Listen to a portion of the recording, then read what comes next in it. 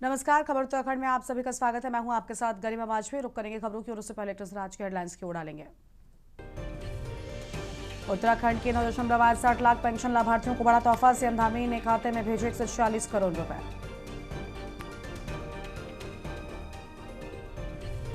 Uttarakhand SIR form की सूचना English में भेजने से उलझन में वोटर, हिंदी में जानकारी देने की लगाई गुहार।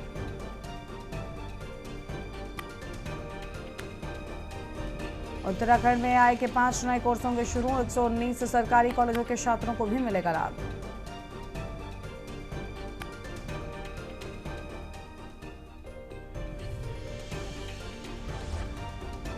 दो 2027 किरण की तैयारी में जुटी बीजेपी। कमजोर बूथों को साधने खुद मैदान में उतरे सीएम धामी। मंडल अध्यक्षों से लेंगे फीडबैक।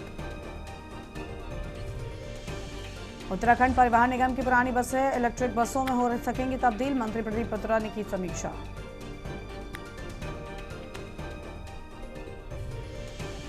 उत्तराखंड में बिगड़ा रहेगा मौसम। देहरादून समेत कई जिलों में बहुत भारी बारिश का ऑरेंज अलर्ट।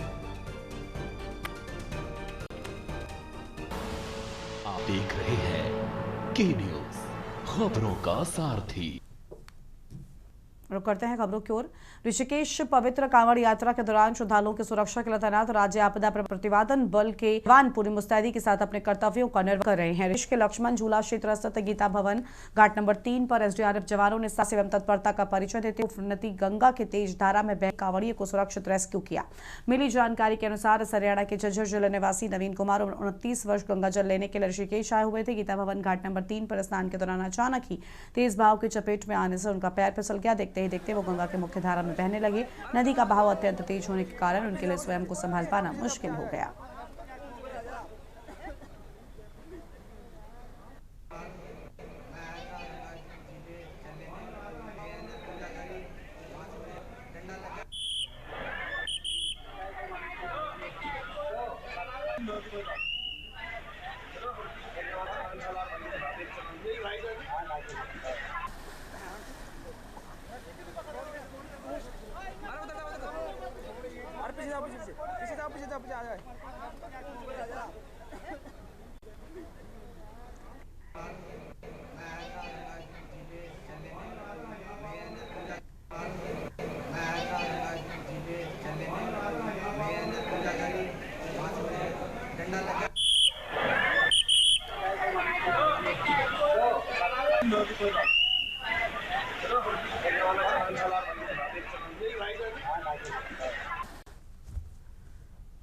कांवड़ यात्रा का अंतिम चरण चल रहा है। लाखों की संख्या में शिव भक्त हरिद्वार ऋषिकेश पहुंच रहे हैं और इस बार कांवड़ यात्रा का ट्रेंड बदला हुआ नजर आ रहा है। बड़े बड़े ट्रक डीजे की जगह दोपहिया वाहनों ने ले ली है। ऋषिकेश से दिल्ली तक नेशनल हाईवे पूरी तरह से भगवा रंग में रंग गया है। शिव भक्त नीलकंठ महादेव पर जलाभिषेक कर डाक कांवड़ शुरू करके अपने अपने शिवालयों में जलाभिषेक के लिए निकल रहे हैं।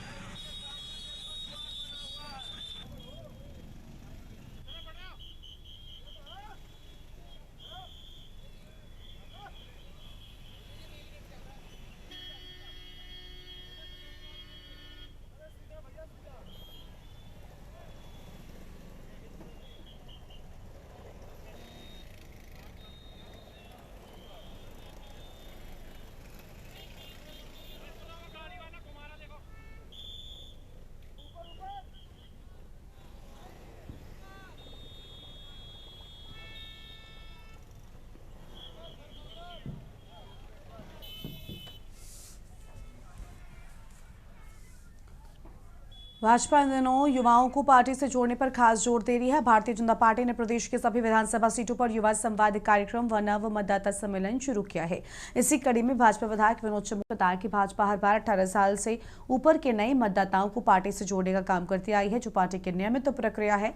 मीडिया से बातचीत में चमोली ने कहा कि अभी मतदाता सूची तैयार हो रही है और एसआईआर की प्रक्रिया चल रही है। ऐसे में नए मतदाताओं को जोड़ना जरूरी है। इसी उद्देश्य से संवाद के माध्यम से युवाओं से संपर्क किया जा रहा है और सभी विधानसभाओं में कार्यक्रम आयोजित किए गए हैं। चमोली ने कहा कि भाजपा युवा, महिला, दलित और गरीब सभी वर्गों के प्रति आशान्वित है और इसका सकारात्मक परिणाम आगे देखने को मिलेगा।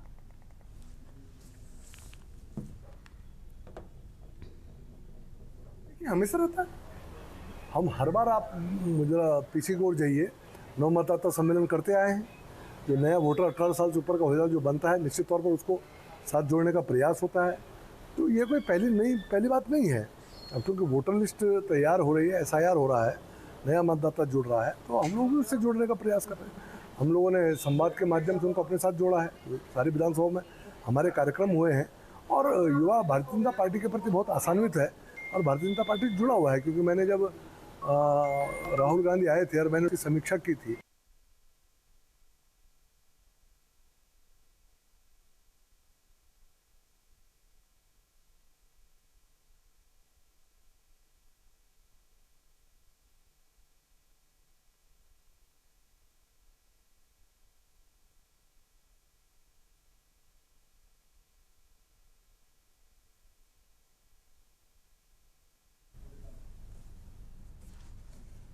स्वतंत्रता दिवस पर जनपद देहरादून में देशभक्ति का माहौल रहेगा और हर घर तिरंगा अभियान के तहत 9 से 17 अगस्त तक जिले भर में विविध कार्यक्रम आयोजित किए जाएंगे। जिलाधिकारी डॉक्टर आशीष चौहान ने लोगों से अभियान में बढ़ चढ़कर भाग लेने की अपील की है। उन्होंने कहा कि स्वतंत्रता दिवस सिर्फ पर्व नहीं बल्कि राष्ट्र के प्रति सम्मान और एकजुटता का प्रतीक है।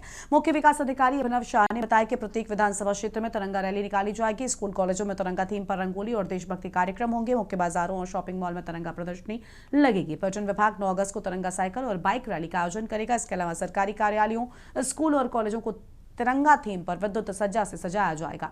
प्रशासन ने आमजन से घरों और प्रतिष्ठानों पर तिरंगा फहराने और कार्यक्रम में भाग लेने का आह्वान किया है।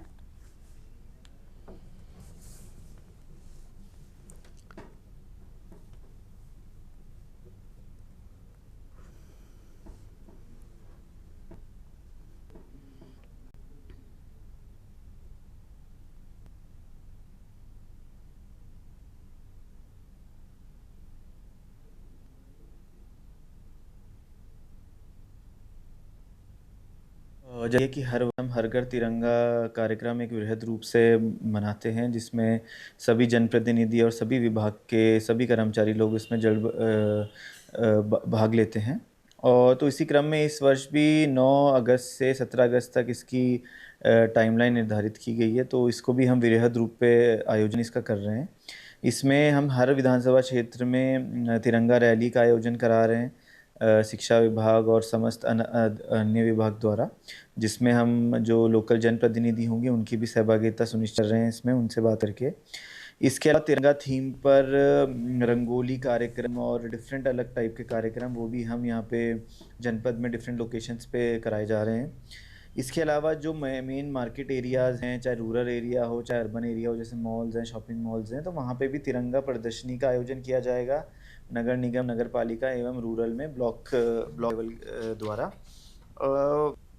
एक जनपद स्तर पर हम तिरंगा साइकिल रैली और तिरंगा बाइक रैली भी हम एक आयोजन कर रहे हैं 9 तारीख को, जिसको टूरिज़्म डिपार्टमेंट हमारा करा रहा है। और इसमें डिफरेंट जो 15 अगस्त होगा उससे 1-2 दिन पहले और 1 दिन बाद तक भी सभी कार्यालयों में तिरंगा लाइट्स लगाई जाएंगी, सभी स्कूल्स में, कॉलेजेस में और जो हमारे गवर्नमेंट कार्यालय हैं वहाँ पे।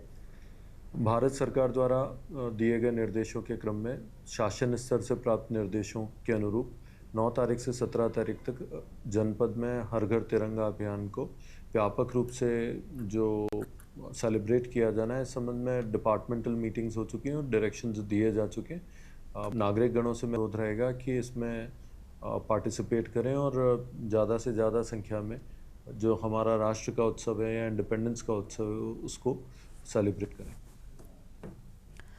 देहरादून पावटा साहिब राष्ट्रीय राजमार्ग पर नंदा की चौकी के पास टोंस नदी पर बनी करीब 16 करोड़ रुपए की लागत वाले नए पुल को लेकर विवाद गहराता जा रहा है। उद्घाटन के महज 16 दिनों के बाद ही पहली मानसून बारिश में पुल के अप्रोच रोड धंस गई, जिससे निर्माण की गुणवत्ता पर गंभीर सवाल खड़े हो गए हैं। हालांकि प्रशासन ने स्पष्ट किया है कि मुख्य पुल पूरी तरीके से सुरक्षित है और केवल अप्रोच रोड को नुकसान पहुंचा है। मामले में कार्रवाई करते हुए 3 इंजीनियरों को निलंबित किया गया है, लेकिन निर्माण का ठेका जिस कंपनी को मिला था उस पर अब तक कोई बड़ा एक्शन नहीं होने की बात सामने आ रही थी। विवाद तब और बढ़ा जब सामने आया कि संबंधित कंपनी भाजपा महिला मोर्चा के प्रदेश अध्यक्ष रुचि भट्ट के पति से जुड़ी बताई जाती है और रुचि भट्ट भी उसमें भागीदार है। हालांकि बाद में जानकारी ये भी आई है कि निर्माण कराने वाली कंपनी को लेकर भी बड़ा एक्शन लिया गया है। आप आरोप प्रत्यारोप तो अपनी जगह है और मैं डिनाई भी नहीं करती हूँ। ये सच है कि मैं उस कंपनी कुछ हिस्सेदार हूँ।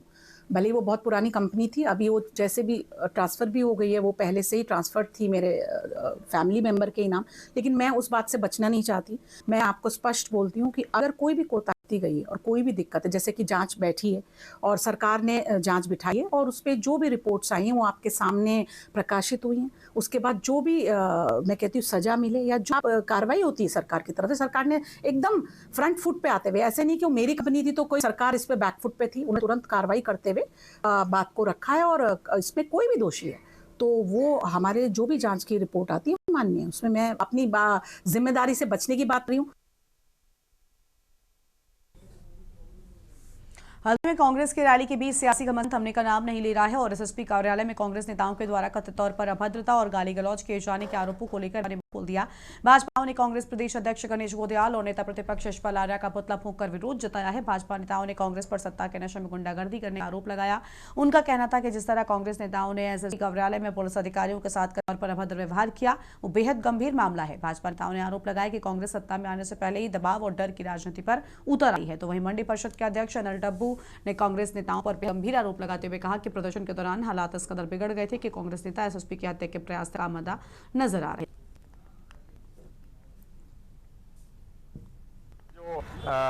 रैली से पूर्व, क्योंकि जो ये रैली में इनके पास भीड़ नहीं हो पाई, इससे जो है कि इन्होंने जो आज अशोभनीय और जो गंदी भाषा का प्रयोग आज यहाँ पर एसएसपी कार्यालय में किया और जिस तरीके से कांग्रेस के बड़े नेता वहाँ पर गए और जैसी भाषा का प्रयोग किया, इसके साथ जो पत्रकारों के साथ भी इनके द्वारा अभद्रता की गई जो सुनने में आ रहा है, इसकी हम कठोर भर्त्सना करते हैं, इसकी हम निंदा करते हैं। आज जनता में आक्रोश है जो ये सोशल मीडिया के माध्यम से चल रहा है। वास्तव में इन्होंने एक छोटा, पहले तो इस रैली के लिए सबसे छोटा मैदान जहां पर कि हमारे राज्य स्तरीय नेता लगातार कार्यक्रम देते हैं, उस जगह को चुना। वहां पर जब भीड़ नहीं आई तो दोषारोपण ये प्रशासन पर कर रहे हैं। ये भारतीय जनता पार्टी के कार्यकर्ता, जनता बहुत गुस्से में है। जिस प्रकार का अशोभनीय और व्यवहार, एक तरह से आज मुझे लग रहा है कि पुलिस अधीक्षक की हत्या का प्रयास करने का प्रयास कांग्रेस के नेताओं द्वारा किया गया। ऐसे लोग प्रदेश के नेतृत्व करने के लिए आड़ जाते हैं। और आज मल्लिकार्जुन खड़गे जो अपने आचरण व्यवहार के लिए देश में प्रसिद्ध है, जो कहते हैं कि सांप को छोड़ दो, हिंदुओं को मार डालो, जनता उनको पसंद नहीं गई सुनना। उसके बावजूद जिस प्रकार का हरियाणाती व्यवहार इन्होंने किया, निश्चित रूप से बड़ा अशोभनीय है और हम सब लोग उसकी भर्त्सना करते हैं। युवाओं में पूरे प्रदेश के अंदर रोष है, जगह जगह कांग्रेस के नेताओं के पुतले फूके जा रहे हैं। जिले के पुलिस के कप्तान को गाली देना, यानी कि पूरे कानून व्यवस्था को आईना या उस पर पत्थर मारना कहूँगा मैं आपको। और जिस तरह से उन्होंने अभद्र भाषा का प्रयोग किया वो निंदनीय है, अशोभनीय है और यह देवभूमि है, इसमें यह बिल्कुल भी नहीं चलेगा। और जिस तरह से पूरे आज मैं देख रहा था वातावरण था दिन भर शहर का, वो वातावरण लोगों को, आम जनमानस को पसंद नहीं आया। और जिस तरीके से उस राजनीतिक आयोजन को एक धार्मिक डेमोग्राफी चेंज के रूप में दिखाने की कोशिश की गई थी, हिंदुओं को अपमानित करने की कोशिश की गई और साथ ही इस तरह के नारे कि अल्लाह अकबर, नारे तकबीर, ये वो नारे लगाना इस तरह के धार्मिक आयोजन में सीधे सीधे खुले रूप से हमारे सनातनियों को एक तरह से चुनौती देने का उन्होंने मन बनाया है। और मैं आपको कहना चाहता हूं कि पुलिस कप्तान पे जिस तरह से वो हमलावर होकर आए, मैं चाहता हूं कि जिले की पुलिस उसका संज्ञान ले। हरिद्वार में कांवड़ यात्रा के दौरान अंदाज में सड़कों पर निकली एक मॉडिफाइड बाइक पुलिस के हत्थे चढ़ गई। शंकराचार्य चौक पर पुलिस ने बाइक को रोककर सीज कर दिया। बताया जा रहा है कि फरीदाबाद के अमन की इस बाइक में करीब 500 हॉर्न लगाए गए थे। बाइक के इस अनोखे मॉडिफिकेशन ने राहगीरों और कांवड़ियों का ध्यान अपनी ओर खींचा। हालांकि बड़े स्तर पर किए गए मॉडिफिकेशन और नियमों के उल्लंघन के चलते पुलिस ने कार्रवाई की और बाइक का चालान करने के बाद उसे कनकल थाने भेज दिया गया है। बाइक को पुलिसकर्मी थाने ले जा रहा था। इस दौरान किसी व्यक्ति ने उसका वीडियो बना लिया, जिसे बाद में सोशल मीडिया पर वायरल कर दिया गया है।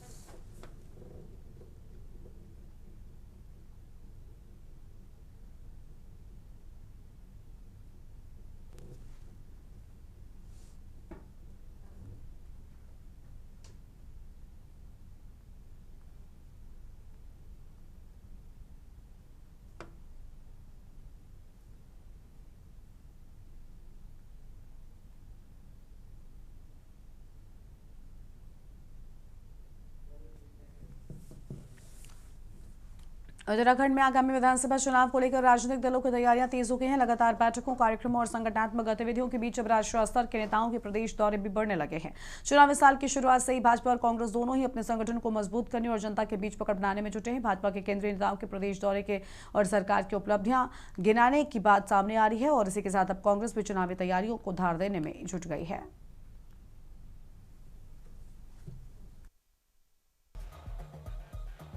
देवभूमि उत्तराखंड में चुनावी बिगुल बच चुका है। पक्ष विपक्ष के शीर्ष नेताओं के आने का सिलसिला भी तेजी से जारी है।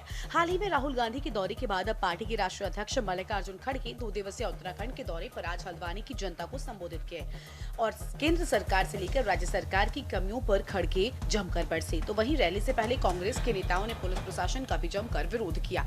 कांग्रेस नेताओं का आरोप है कि कांग्रेस अध्यक्ष खड़गे की रैली में शामिल होने आ रही कांग्रेस कार्यकर्ताओं की बसों को पुलिस प्रशासन जगह जगह रोक रहा है। इसी के विरोध में कांग्रेस ने एसएसपी ऑफिस में धरना शुरू कर दिया। भाजपा इसको पुलिस प्रशासन का कम और संख्या बल न होने पर कांग्रेस का ड्रामा बता रही है। आरएजी तक जब ये सूचना आई कि हर जगह पर हल्द्वानी आने वाली सड़कों पर पुलिस ने कांग्रेस के सभी लोगों को रैली में आने से रोकने का काम कर रही है, तो हमने पहले आरएजी ने मंजूनाथ टीसी से फोन पर बात की और वो स्पष्ट मुकर गए कि नहीं हमने ऐसा नहीं किया, जबकि वो खुद जब आ रहे थे तो उनको भी रोका गया। और पुलिस का ये कहना कि अराजक तत्व आ रहे हैं, ये पुलिस ये बात समझ रही है कि इस पवित्र उत्तराखंड की आबो हवा को पुलिस के द्वारा जो दूषित किया जा रहा है, ये ठीक बात नहीं है। राजनीतिक रैलियां होती हैं, लेकिन अगर पुलिस के अधिकारी इस प्रकार से मुख्यमंत्री के इशारे पर भारतीय जनता पार्टी के एजेंट बनकर अगर काम करेंगे, तो हमारे नेता यशपाल आर्य जी ने, हमारे करण मेहरा जी ने, मैंने और कांग्रेस के सभी हमारे सीनियर नेताओं ने ऐलान कर रखा है कि एक एक ऐसे अधिकारी को हम चिन्हित कर रहे हैं और ये लोकतंत्र है। गाड़ियां नहीं रोकी जा रही हैं। हम लोगों के भी जब कार्यक्रम होते हैं, कई बार यातायात को नियंत्रित करने के लिए कुछ कदम उठाने पड़ते हैं। ये हमारे यहाँ भी होता है। आपने कई बार देखा होगा, मंचों से हमको अनाउंसमेंट करना पड़ता है, फलाने क्षेत्र से लोग आ रहे हैं, उनको आने दिया जाए, वहाँ व्यवस्था ठीक की जाए। तो प्रशासन अपना काम करता है। कांग्रेस ये कहकर इसकी आड़ में जो कम संख्या उनकी आ रही है, जो लोग नहीं जुट पा रहे हैं, उसका जस्टिफिकेशन ढूंढ रहे हैं। तो ऐसा नहीं है, कोई प्रशासन अपना काम कर रहा है और किसी को रोकने कोई मंशा नहीं है।